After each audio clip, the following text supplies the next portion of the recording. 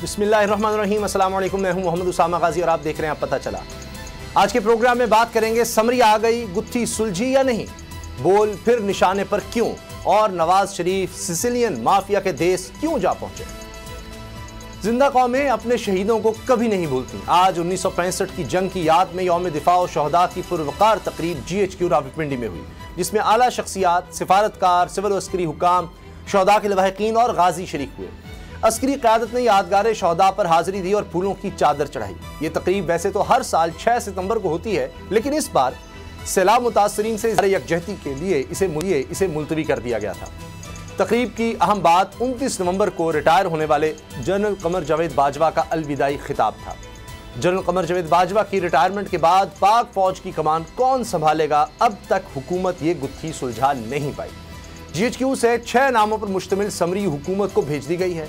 वजारत दिफा के मुताबिक डोसियर में 6 लेफ्टिनेंट जनरल्स के नाम हैं, जिनमें lieutenant general Asim Munir, lieutenant general Sahir Shamshad, lieutenant general Azhar, lieutenant general Faiz Hameed, lieutenant general Nauman Mahmood और लेफ्टिनेंट जनरल आमिर के नाम शामिल हैं।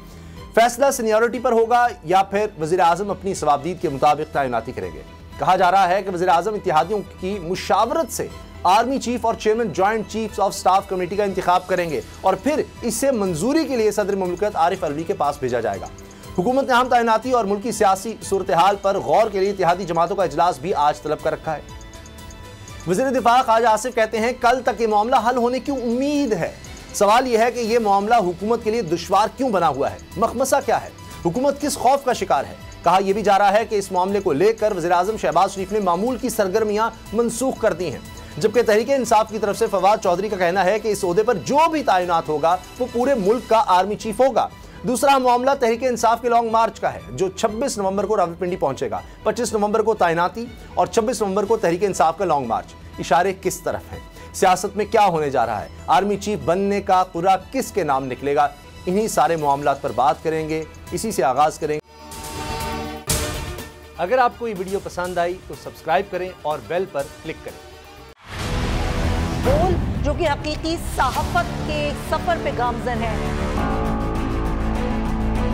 बोल ने बता दिया है कि किसी किस्म का कोई दबाव बर्दाश्त नहीं किया जाएगा।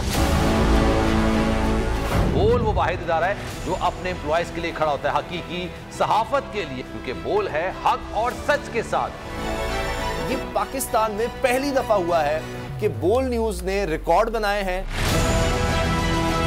आज के दौर में, डिजिटल मीडिया के दौर में, आप किसके साइट को ब्लॉक करेंगे? इनका बस नहीं चल रहा कि हर उस आवाज को बंद कर दें जो सोच थोड़ी सी भी इख्तलाफ की गुंजाइश पैदा करने की कोशिश करे।